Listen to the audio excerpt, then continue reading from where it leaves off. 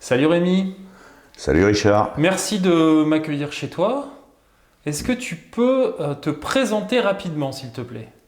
Alors très rapidement, je suis le président de la Fédération départementale des chasseurs de la Drôme. Je viens de descendre cette route en vélo, il y a une chasse en cours, je découvre, vous entendez peut-être les chiens, il y avait des chasseurs postés tout le long du talus, la plupart n'avaient pas de gilet orange, alors le premier que je vois, je lui demande ce qu'il fait là, il me répond que il attend les animaux qui arrivent de l'autre côté de la route. Autrement dit, il est posté sur un côté de la route, il tire à travers la route les animaux qui arrivent de l'autre côté. Mais donc là, vous êtes d'un côté de la route? Ouais, mais vous inquiétez pas, s'il y a une voiture ou s'il y a un vélo, j'ai la visibilité pratiquement à 360 degrés. Là.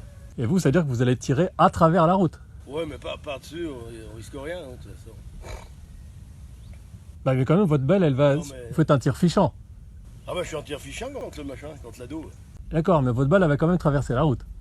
Ah bah elle va traverser la route, mais même qu'il passe quoi que ce soit dessous, non, mais n'ayez pas peur. On n'est pas des assassins et on sait ce qu'on fait quand même. Par contre, c'est pas autorisé. Comment? C'est pas autorisé. Non, de tirer sur la route, mais je vais pas tirer sur la route, je vais tirer de l'autre côté de la route. Ce qui est dommage, c'est que pour le moment, il y a encore du feuillage, mais autrement, après, on les tire même en face là-bas. Vous êtes pas en orange. Non. Bon, mais quand même, c'est pas autorisé de tirer à travers la route. Hein. Ouais, mais je vous dis pas le contraire. Mais c'est mieux de se mettre comme ça que si on se met là-bas et puis qu'on tire comme ça. Là, si on tire comme ça, on tire bien à hauteur d'homme. Parce que là, je tire, je passe par-dessus la voiture, par-dessus tout ce que vous voulez. Mais là, s'il y a un vélo qui arrive très vite et qui fait pas de bruit. Je vous dis. Et puis de toute façon, tant que les chiens crient pas, il n'y a pas de souci.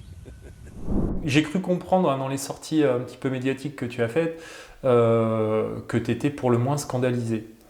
Alors scandalisé, puisque effectivement, en regardant cette vidéo, pour une personne qui se dit être à la chasse, en battu au sanglier ou à autre chose, il y a déjà deux choses qui me choquent.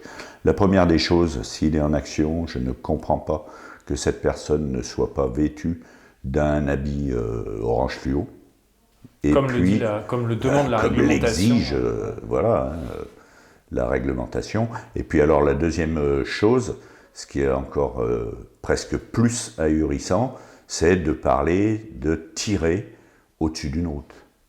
Quand bien même on a une visibilité totale, quand bien même, c'est formellement interdit et encore heureux. Alors voilà, moi quand je suis d'abord tombé sur cette vidéo, j'ai commencé par être un peu incrédule. Ça me paraissait un peu gros cette histoire, donc j'ai pris mon téléphone, j'ai passé quelques coups de fil, et puis j'ai dû me rendre à l'évidence, cette histoire semble bien réelle. L'équipe de battu a été identifiée, et le chasseur en question aussi. Donc que dire, à part que c'est un champion du monde, et que des gens comme ça, il en reste encore, enfin je dis qu'il en reste encore, il va falloir qu'on apprenne à les dégager. Mais c'est pas une idée comme ça qu'on balance pour se donner bonne conscience. Il va vraiment falloir les dégager. Parce qu'il y a deux aspects dans cette histoire. D'abord, évidemment, c'est la sécurité. L'attitude du chasseur en question est simplement ridicule de bêtise. C'est un peu comme prendre l'autoroute à contresens. Le deuxième aspect, c'est l'image de la chasse. Ce type que vous voyez dans la vidéo, c'est notre plus grand ennemi. Vous imaginez Pierre Rigaud qui passe par là par hasard, j'ai du mal à l'imaginer, mais admettons, et qui tombe sur cette scène.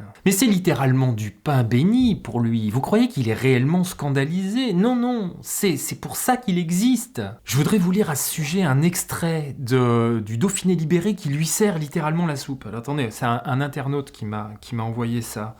L'extrait de l'article, donc, vous avez reçu de nombreuses menaces jusqu'à des agressions physiques. Pourquoi vous exposez autant? Réponse de Pierre Rigaud, je vous dis, ça vaut son pesant de caca huette.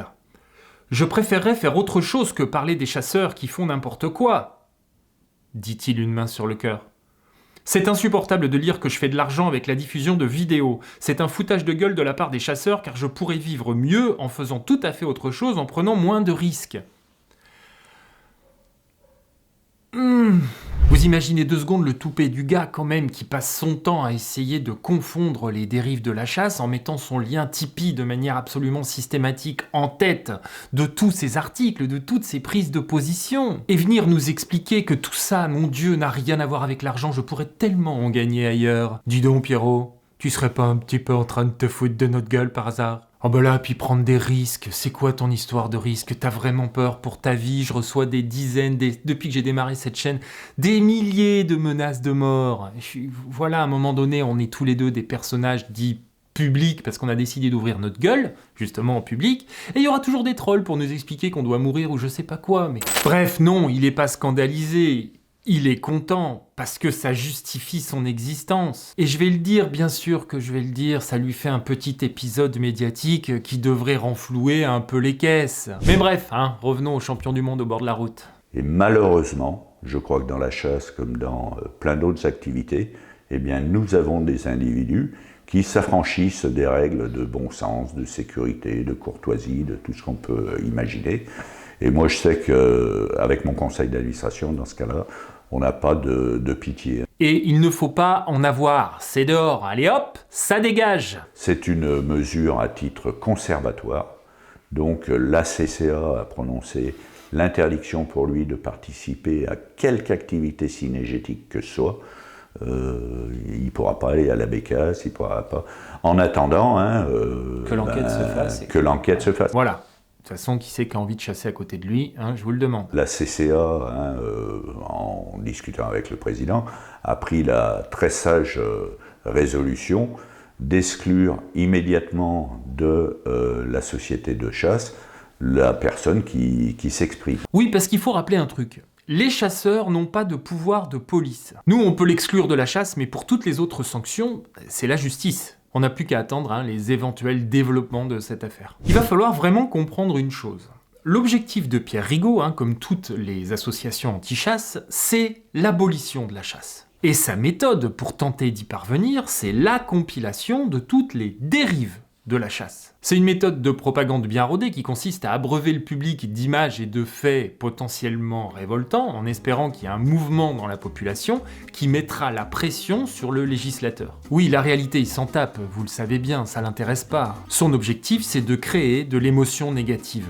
Point. En ce sens, il n'a rien d'un lanceur d'alerte. C'est un militant qui fait des trucs de militant. Si vous voulez la vérité, il faudra la chercher ailleurs. D'ailleurs, pour être tout à fait franc, j'ai pas la prétention moi-même d'être objectif. Je suis chasseur et je me défends contre les attaques incessantes des gens qui veulent abolir mon mode de vie. Donc je rétablis des vérités, de manière honnête et sourcée.